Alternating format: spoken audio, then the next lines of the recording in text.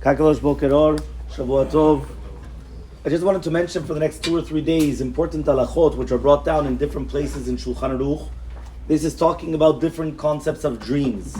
So there's actually 3 different halachot regarding dreams.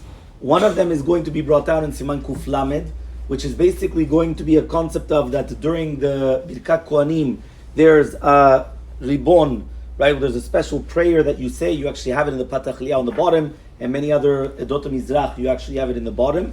And then there's going to be another, which is brought down in Shulchan Aruch Siman Kuf Lamed.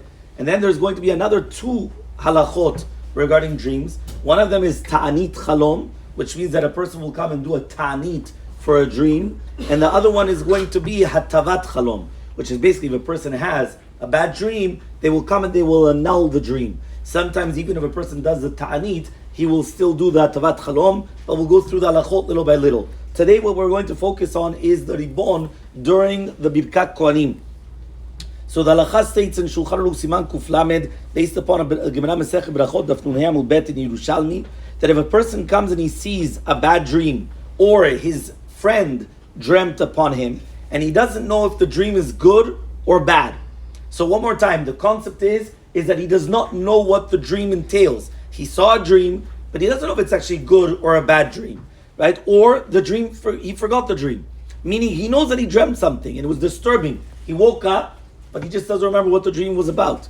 So in such a case, what he has to do is that he's going to come during Birkat Kohanim, and he's going to say, Belev Nishbar, Ribono Shel Olam, right, Master of the Universe, Ani Shelcha v'chalmotai Shelcha, I am yours, my dreams are yours, v'chule v'chule. There's a whole nusach there to say at the bottom. If you look at the Patach Liyah, it has it there at the bottom. And you have the kavanah that you're saying it together with the Kohanim, in order with the amen that the tzibur is going to answer will also be on his tefillah as well.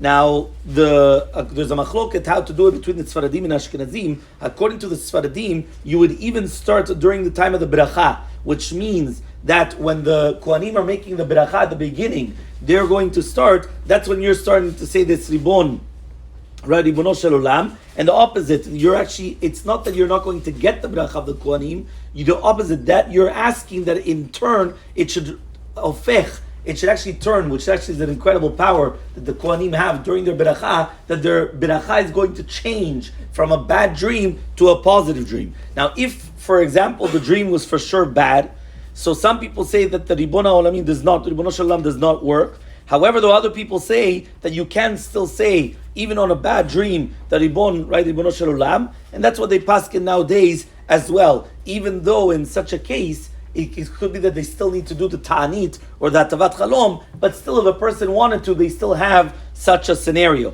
What happens now if it's going to be that they do not have kohanim? So the minhag of the Sfaradim is going to be that if they do not have a kohen, so therefore we do it during Elokenu Elokei Avotenu, which means there's no kohen, and now he wants to do it. So when the Chazan is saying, right, the Elokenu Shabbat Torah, that's when they're going to come and they're going to do this prayer. What about the Shliach Tzibur, the Kohen himself?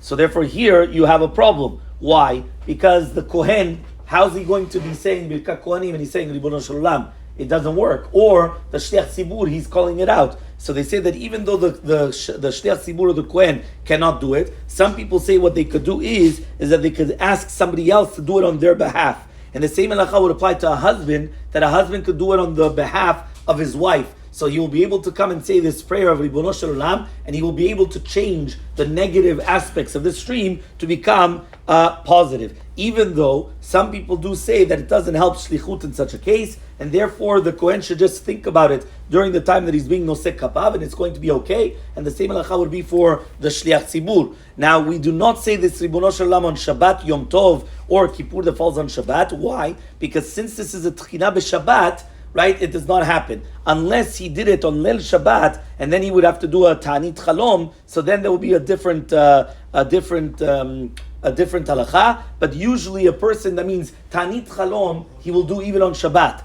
The Tavat Chalom, he's allowed even to do on Shabbat. But here to do the Ribono Shel Olam, they will not be able to do it unless it's going to be that he would have to do a Ta'anit Chalom on Shabbat, so therefore he wouldn't do it. He would have to wait until Sunday in order to do this Ribono Shel Olam. So these are the first halachot that have to do with the concepts of dreams. right? I'll just mention the last halacha, which is I think the most important one. Many times it happens, the Kaf HaChaim brings this down, many times it happens that people dream things and it's very disturbing. However, though, they thought about it or they had something to do with the scenario during the day. So there's many halachot. Somebody has a toothache, right? And therefore, all of a sudden they come and they dream that the dentist had to come and pull it out. Now we know if somebody's teeth are being pulled out, it's a very big sakana for him. They would actually come and do ta'anit chalom even on Shabbat. However, though, since the fact that it was hurting his teeth, or he just went to the dentist that Friday and they did something or root canal, anything, and all of a sudden now certain things happen that he starts dreaming, right? I guess the dentist was a bit too rough, I guess, or I don't know what, and the guy comes and he starts dreaming about these certain things. There's no problem whatsoever, because since he was being involved in all the things which surround the dreams, so therefore he does not have to do not tanit chalom, not the other things. He doesn't have to do anything. That's not only just to do with the teeth, that's to do with the Sefer Torah, that's to do with anything that happens, because once a person was thinking about it, so if obviously it goes that what's going to be happening is they're going to dream about it afterwards, and therefore they do not have to do, whether it's going to be a ta'anit or all these other things whatsoever. They can always do a ribono shel olam, there's no problem, but they are not obligated to come and to do a ta'anit, right, because of such a bad dream.